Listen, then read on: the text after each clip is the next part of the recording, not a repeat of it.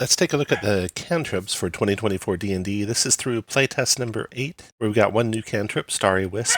I haven't done any cantrips from the Bastions and Cantrips update, though, so there's quite a few there. So our first cantrip, and here's my list of them here. We have seen a couple come and go, such as Book of Shadows, Eldritch Blast, Pact Familiar, Pact Weapon. All came and went. Let's go over what we have left. Our first spell is Acid Splash. Changes on this one, it became Evocation from Conjuration. Only Sorcerer and Wizard, no Artificer, but I think that's just because there's no Artificer in the base rules. 5-foot radius sphere instead of 2 creatures that are adjacent to each other, so you have the chance to get more creatures now. So a nice little upgrade there on Acid Splash. Our next cantrip is Blade Ward, new in the Bastions and Cantrips update. Now this one changed a little bit. It went to a reaction from being an action.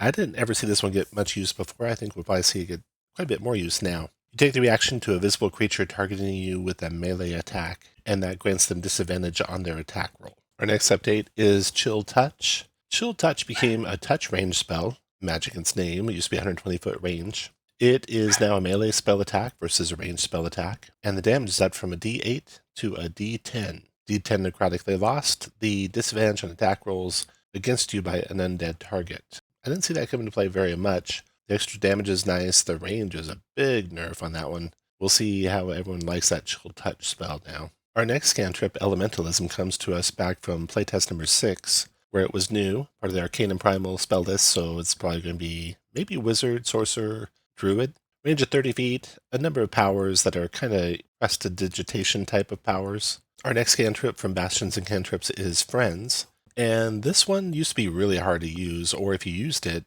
it basically made an enemy. So it was more like enemies than friends, because you would have the advantage on charisma checks for a minute, but then afterward, the creature would realize that you use magic to influence and become hostile toward you. So that's no good. The new one's pretty good. Instead of affecting you, it affects a creature you can see within 10 feet, and it's interesting, toward one visible creature within range. What if you're blind? Does everyone become invisible? I think that would be true. Instead of a creature you can see, which is the normal wording that they would normally use there. Wisdom saving throw or have the charmed condition for the duration. They succeed if they're not humanoid, if they're fighting you, or if you have cast a spell on them within the past 24 hours. And when it ends, it does not make them hostile to you. So I think that's a good improvement on the Friends cantrip. Our next cantrip is Guidance, which comes back all the way back to playtest number 3. I have that here on the right-hand screen. On the left-hand screen over here, I have the 2014 version of Guidance, which could be spammed if a DM was lenient in that regard. I wasn't necessarily terribly lenient, but I would give it the benefit of the doubt to say a character could use it before they did something they knew they were about to do, rather than to always be casting it over and over and over. It was a concentration spell that lasted a minute, and you could add a d4 to a check you had made after you rolled the dice, but before you knew the result. Although looking at it now, it doesn't specify that you don't know the result before you decide to use it or not. Anyway, the new spell, it's Divine and Primal. It used to be Cleric, Druid, and Artificer, so I'd expect Cleric and Druid again. And it's a reaction, so when you see someone within 10 feet of you fail a check, so you know it failed, then you can use it and they can add a d4 to the roll. I like that update. Our next cantrip update from Bastions and Cantrips is Poison Spray. This one went from Conjuration to Necromancy. The casters are the same except they're missing Artificer.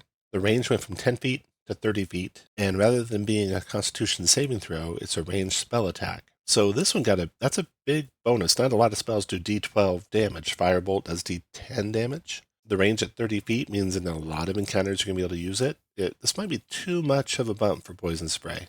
And the fact that it's a spell attack now means you're in control of hitting versus the con save, which a lot of big, tough monsters have good con saves. So I don't know if this one's a little bit too powerful for what they were changing it to. And then, of course, with the Druid update, where a Druid who is a Magician Druid, at higher levels, their spell can go out to 300 feet. So they'll be outdoing the Wizard's Firebolt for sure with this Poison Spray. So I'd look at it, maybe change the damage to d10 instead of d12. Our next cantrip from Bastions and Cantrips is Produce Flame. Just some small tweaks here. The casting time is a bonus action. Used to be you could use the action you use to cast it to also throw it. So now you're going to cast it as a action or bonus action and hurl it as a magic action. So a little bit lost in economy there of actions.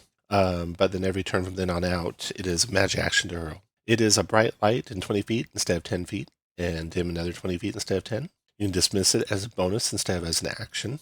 Our next cantrip is all the way back from Playtest 3, the Resistance cantrip. This is very similar to the change that was done to Guidance.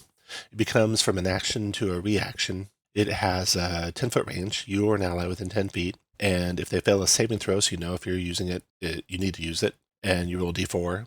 And with it being a reaction rather than an action in concentration, I think it's going to see a lot more use. Our next cantrip, Shillelagh, is from Bastions and Cantrips, and this one, it does, instead of making your weapon magical, it makes it so you can do force damage with your weapon instead of its regular damage, which is what they're doing, I think, for everything to get past magic resistance. And cantrip upgrade, which it did not have before. There's some slight upgrades in damage, not a lot.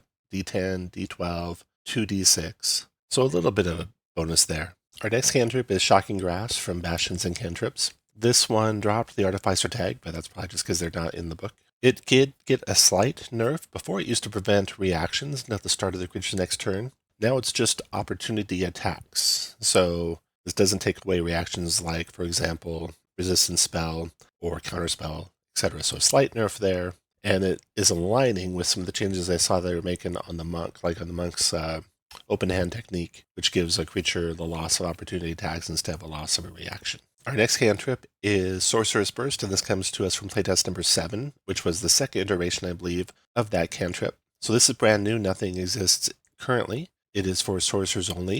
It has a 120-foot range. It's a ranged attack. Interesting, it doesn't say spell attack. Does d8 damage. If you roll an 8 on the 8 for the die, you can roll another one, add it to the damage. Whenever you cast a spell, the maximum number of these d8s you can add to the spell's damage equals your spellcasting ability modifier. Don't know if you need that. The chances of rolling, 3, 4, 5, 8s on d8s would be extremely rare, plus really cool. You choose the damage type each time. You cast a spell: Acid, Cold, Fire, Lightning, Poison, Psychic, or Thunder, and it increases with level. So I like that. That's a cool little cantrip for sorcerers. Our next cantrip we're going to look at is Spare the Dying, which also comes to us from Bastions and Cantrips. So Spare the Dying used to be Cleric and Artificer. Artificer missing just because it's probably not in the book. Druid added to it, so that's interesting. It's got a range of 15 feet now rather than touch, and a creature within range is who it affects, and the range increases with your level, up to all the way up to 120 feet at 17th level. So this spell hardly ever is worth it. Usually you want to do a healing word or some such, but if you're down to only cantrips, being able to do this at range is pretty nice. Our next cantrip, Starry Wisp from playtest number 8, the very latest playtest. This is a brand new spell for bards and druids, 60-foot range, affecting a creature or an object. It's a ranged spell attack, so you don't have to see it to cast it on them, because one of its powers is they can't benefit from invisible. So this is something you could cast on someone invisible to try and make them visible with a cantrip. D8 radiant damage, and they emit dim light in 10 feet and don't benefit from invisible. And it increases with level up to 4d8. So cool little new cantrip there. Our next cantrip upgrade is True Strike from Bastions and Cantrips. This one I hardly ever saw used. It was a one-action, one-round concentration spell. Now it's a one-action spell, but it acts similar to Green Flame Blade or Booming Blade in that you attack with a weapon and use your spellcasting ability modifier to hit. You can do the damage as radiant if you hit, or the normal weapon type, your choice. And then you get extra damage as you go up in levels. The one thing that is lost in this is that True Strike used to affect on your next turn, you get advantage on your first attack roll. So it wasn't just a weapon attack roll, it could have been a spell attack roll or something similar. So that's kind of that aspect of it's gone, and now it's with a weapon similar to a Booming Blade. And the last cantrip we've seen so far in the 24 playtest is Vicious Mockery, and that was in playtest number 6. This cantrip got a couple of nice little tweaks to it. So before Vicious Mockery used to be a creature you could see within range. Now it's a creature you can see or hear, so you can cast it on an invisible creature as long as you can hear them within range. And the damage used to be D4, and that really paled compared to most other cantrips. And we've seen cantrip damage kind of creep up over the years, and Vicious Mockery was left behind. So now they're bumping that up to D6 Psychic instead of D4, scaling up with level all the way to 4D6. And it retains its disadvantage on the next attack roll, which comes in handy. That's a nice upgrade to Vicious Mockery. So that is the cantrips so far.